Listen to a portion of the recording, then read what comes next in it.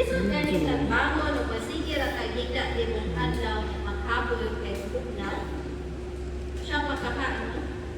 Imagine mo ninyong diusan niya paggawas niya, i-describe sa Bible na nakarap pa siya dapo. Itatang ka siya paggawas. Sige, kung siya paggawas, no? Kay nakarap man siya. So, niya pagtikang or nagpapakambak pa siya. Alam lang din siya paggawas. Sa akin na lang natin, imagine no, kay Pinupani nga si Lazarus, pwede niyang ambak-ambak, pwede niyang kama, makagawas lang.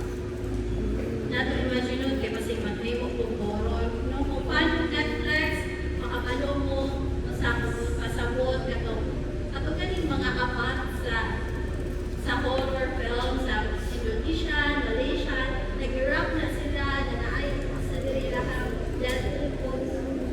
So, nakashroud siya, no? Makakambak na sila. Paano siya, at the same time, mo siya paminamon.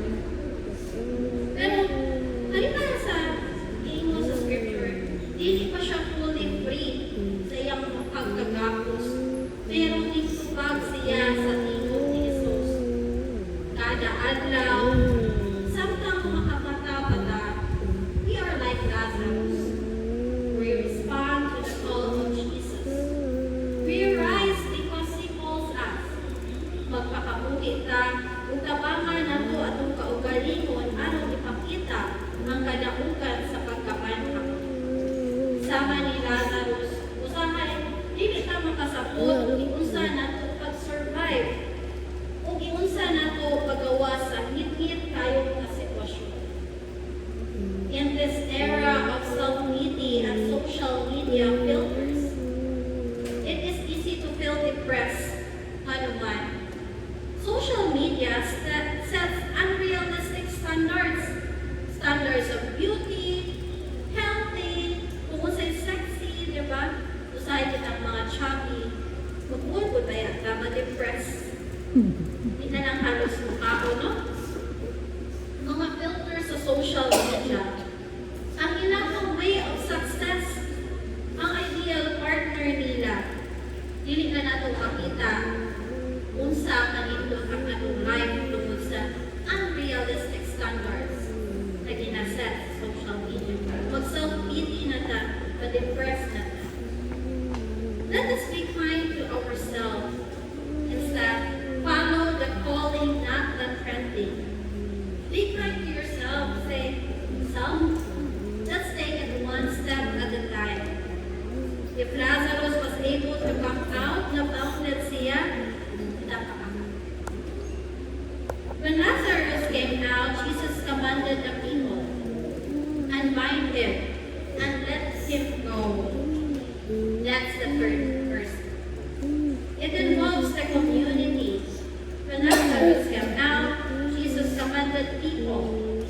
This is the diaconic service. It is said to be the foundational element of the UCC. Alongside with the Grima and Koinonia. Hindi ko siya ni Mama pero Koinonia. Hindi siya ang tulog ng foundation na nag-unbind sa mga tao. Like Lazarus, 4 days na namatay si Lazarus. Jewish belief, the soul had completely departed and the decay has started. Ang tao ra ba? Dali pa kayo makalimot ka sa kaayo sa usa ka tawo. Ang usa ka city at di malimtan. Kita, ang komunidad sa broken people, nagatapang ang broken people. By touching the things of death, we admit that we are all in need of Christ's life-giving word. It humbles the judgmental person because you cannot invite someone while looking down on them. You need to get on your knees and work at their level. Ang bago, just like this belief, pandiri. Ikaw ka, kabalok ka na nadigay na. Tinggawas ang namatay na tao belief. Ang imagination ni Budana to, kabako na niya. Pagkabatayan niya na ni Mamo na siya daan. Pero ana si Jesus, and bind him. Pag-open nila, si Lazarus has been fully restored. Wala siya decay, wala siya nanimaho, wala siya tao na makasasala, ipagpo, ginawat, ikalimtan ang iyang mga sagat. Usapay, ang mga tao makasasala, tinatanaw na ito, ginapilital na gusto. Kita mismo ang naghukom nila sa ingkit na kagawasan sa lungganan. Much worse, atong gigapos kanila ang ikot sa ilang kagahapon o ato kung gigikot atong kaugalingon sa ilang kagahapon. Usahay sila na magbubuhan na restore kapag kita nagpabilin sa ilang past. In this world of filters, let us stop filtering our own brokenness by highlighting the brokenness of others. As a church, let us not be kalokoy in front, di back at the back. Let us be the people who truly accept rather than judge. Theological irony lang. Kita, usahay ko, nahimutan judgmental. Allow me to use the word na hypocrite. Hipokrito kay ta sa pananaw ng kita practical. Kung ginatanaw na ito ang upang mga tao na makasasala. Theological irony states that judgment does not hurt the victim.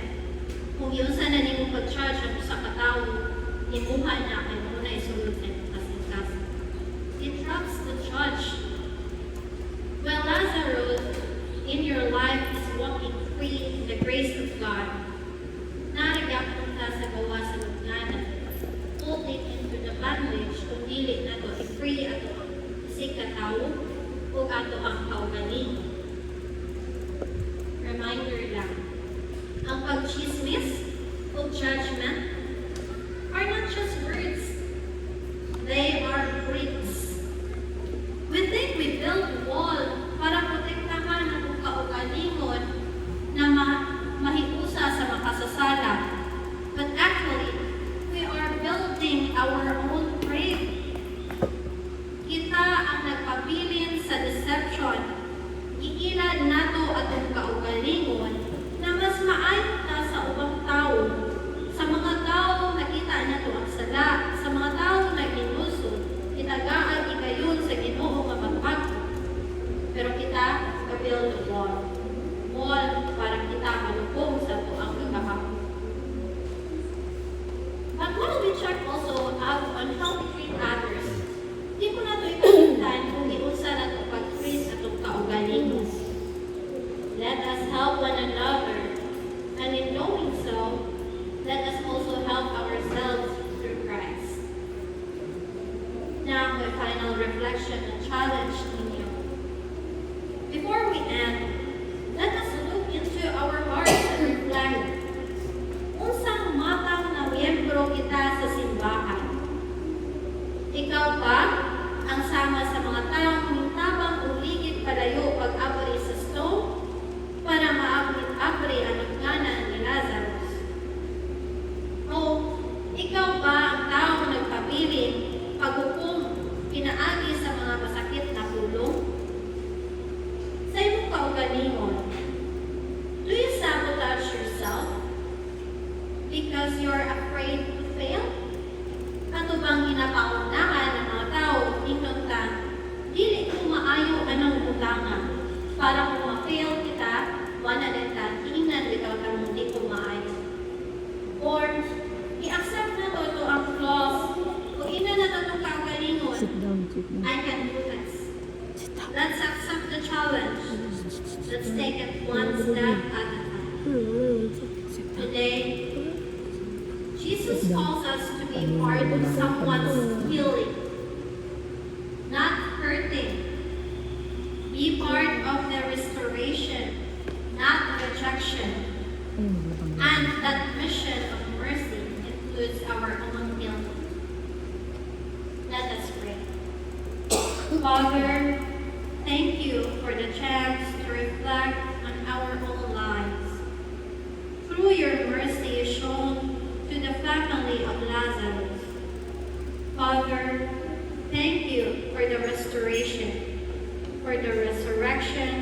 the death of sin to the life of hope.